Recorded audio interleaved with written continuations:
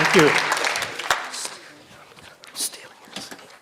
I'm called a landscape photographer, but when I do presentations at photo clubs, I begin by stating that I'm not really a photographer. I'm an artist who uses a camera, but even that's not true. Once I was in my booth at an art show, and someone asked if I was the artist. I said, no, I'm the photographer. No, they asked if I was the artist. I'm just the photographer. I said, thinking that nature is the artist. I mean, we don't have a word for what I do. I position myself in the right place and try to be there at the right time to see something in nature that is dramatically powerful. Timing is important.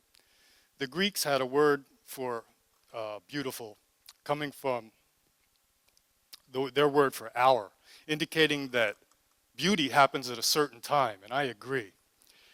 It's been my goal to create photographs of nature that I'd want to hang on my wall and look at every day. But it's taking a long time for me to really understand what I'm really doing and why. My quest to get a good understanding of beauty led me to train with a master of Japanese aesthetics, Shozo Sato, who taught me tea ceremony, calligraphy, and flower arranging, and led me to a profound understanding of composition. But I had a more fundamental question, and that was, what is beauty? Eventually, I realized that beauty doesn't exist. It's just a word we use to label anything that causes certain emotions in us. Therefore, beauty is in the eye of the beholder. Because we are all unique personalities with complex psychologies and all at different stages of our spiritual evolution, different stimuli will evoke different emotions in different people. What emotions? We don't have a word for our emotional response to beauty. We can be pleased, satisfied, satiated, calm, soothed, relaxed, or fulfilled, or on a more intense level, we can be captivated, astounded, overwhelmed, awed, enraptured, feel ecstatic, harmonious, or feel at one with nature. But I think there are basically two responses to natural beauty: comfort and shock, and it's the shock that I'm interested in. Dennis Dutton, an art philosopher who has given a TED presentation, confirmed my suspicions that the humans seem to have inherited an aesthetic sense that causes us to appreciate landscapes with livestock and water and shelter. This is a kind of beauty that evokes comfort, what I'd call pastoral beauty. I appreciate this kind of beauty. This is my cabin here in Alaska, but I don't photograph pastoral scenes. Dutton says that in general, people everywhere who have been subject to the will of nature are less inclined to be charmed by its beauties, but I think he's leaving out the concept of choice. When people who live in undeveloped areas have no choice but to be subject to the will of nature, they will want to dominate it, and the beauty of a landscape will be of little concern. But here in the developed world, where we have a greater ability to insulate ourselves from nature's will, we can choose to go into nature, be subject to its will, and still be emotionally moved by its beauty. Many will even intentionally endure discomfort in order to find inspiration from wilderness. Inspiration, breathing in, is our response to shocking beauty. Exhalation, breathing out, is our response to comfortable beauty. The in-breath is the renewal, and the out-breath is the expiration, the release, the end. When we are stunned by what we perceive to be profoundly beautiful, we first breathe in and we are filled with what might be considered divine. Then the mental construct of self can expire. In his book, Mountains of the Mind, Robert McFarland says that it's only in recent times that humans have come to appreciate the extremes of nature, which have been so inhospitable for all of history.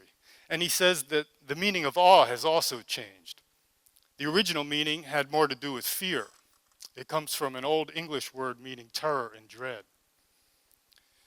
Today's definition still contains that element, But as you know, in recent decades, the word awesome has lost its potency.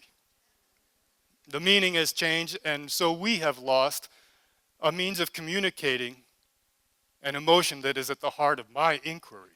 That is why the inhospitable is so profoundly beautiful to some people.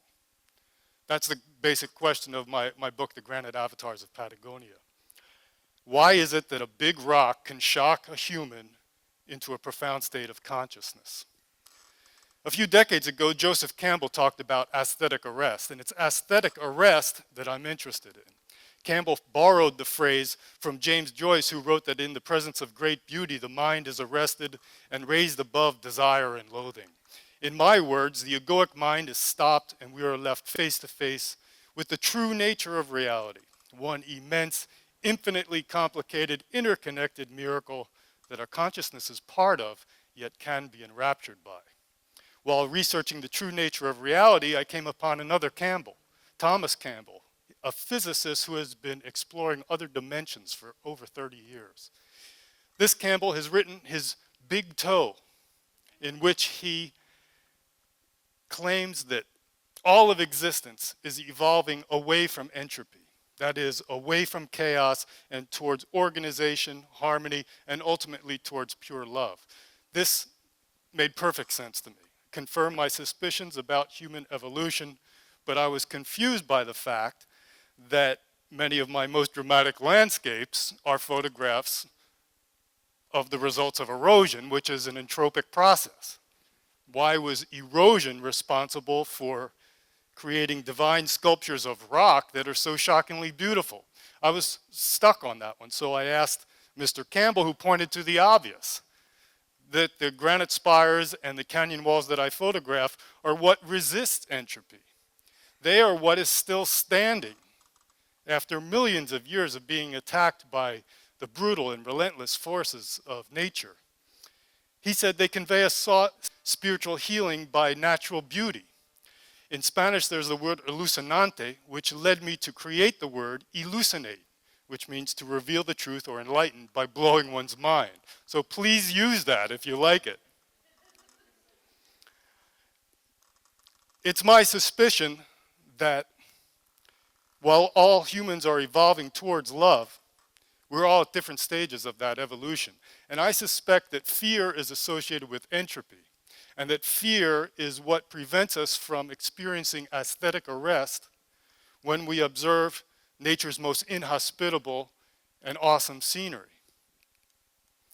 I suspect that when we are fearful, we do experience the terror of such landscapes if we allow ourselves to look, and we will keep our distance. But maybe as we evolve past fear, we can be healed by that same landscape, especially if we enter it. The word heal comes from the same root as the word whole. And just as two sides of a wound can come back together, maybe we can heal the rift between our individuated selves and the omnipotent forces that rule over all. I think this is why people can have life-changing experiences in dramatic wild landscapes. And it's why I enter those landscapes, find compositions, record them with a camera, and share them with others. Thank you.